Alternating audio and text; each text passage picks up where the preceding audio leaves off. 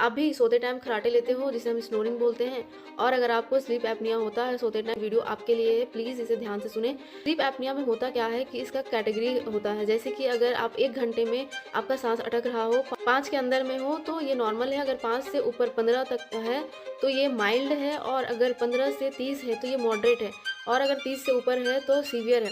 तो माइल्ड में कोई प्रॉब्लम नहीं है, मॉडरेट में और सीवियर में आपको हार्ट अटैक, स्ट्रोक और सडन डेथ भी हो सकता है। तो प्लीज़ इसे आप इग्नोर ना करें और अपने डॉक्टर से जाके प्लीज़ कंसल्ट करें आज ही।